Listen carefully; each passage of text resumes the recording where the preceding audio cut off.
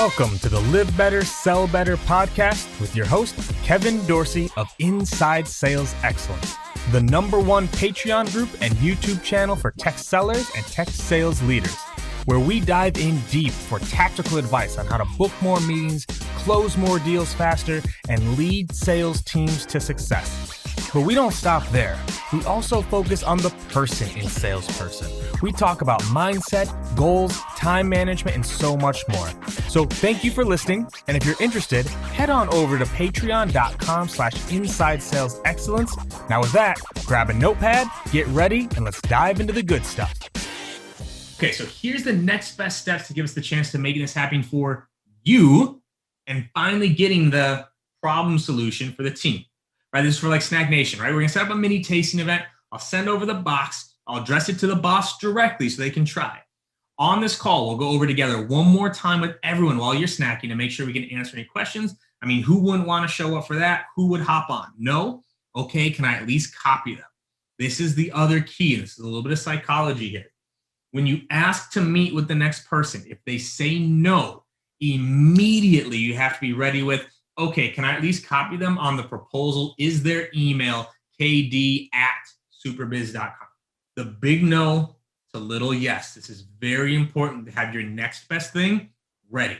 No, like Jim will never hop on this call. Dude, totally get it. Can I at least copy him on the proposal then? Jim@superbiz.com.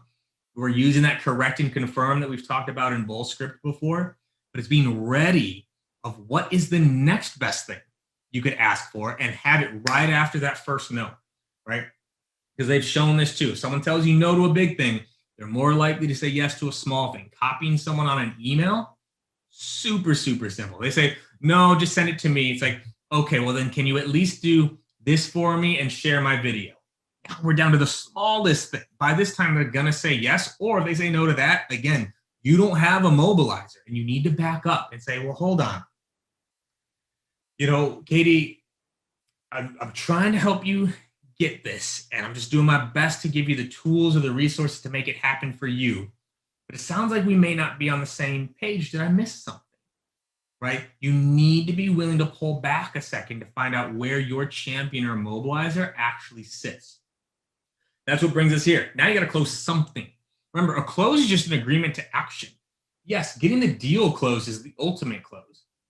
But there are 100 other things that you can close, right? Getting the next meeting scheduled, agreeing to build a video, getting the homework done, right? Like, what is the next best thing? We were just talking about it a little bit. Be prepared. Maybe it's the next meeting. Maybe it's CCing them. Maybe it's reviewing the proposal together. Maybe it's scheduling a follow-up call. Schedule the next steps. Like, this is a big one. We're going to talk about it on the next slide, but close something where you get them to agree to some sort of action. This is so important. I cannot tell you how many calls that I get off of with the salesperson. They're like, okay, well, yeah, we'll follow up next week. I'm like, cool. No agreement to any sort of action, right? So what is next? Katie, I just need you to go get me 2 names of the people in legal that are going to review this and what they care about. Katie, I need you to go grab this like data point for me so I can finish out this proposal with you together, and then we'll send it on over, right?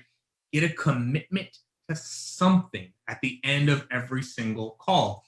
But remember, it's all about getting them to solve their problem. I cannot stress this enough. When you're closing something, the reason is because it's going to give them the best chance to solve the problem they agreed to.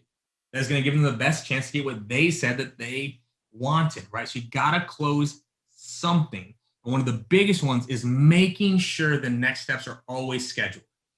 Everything needs to be scheduled. Everything. When are they going to discuss with the team? When is the next meeting going to happen?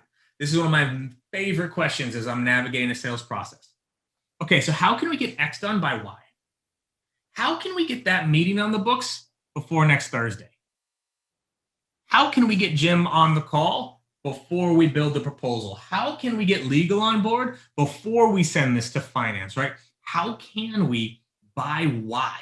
This is very, very important. Everything needs to have a date, even if they're unsure. So for example, oftentimes it's like, honestly, I'm not sure when I can get Jim on. Okay, can you at least send him an email this week?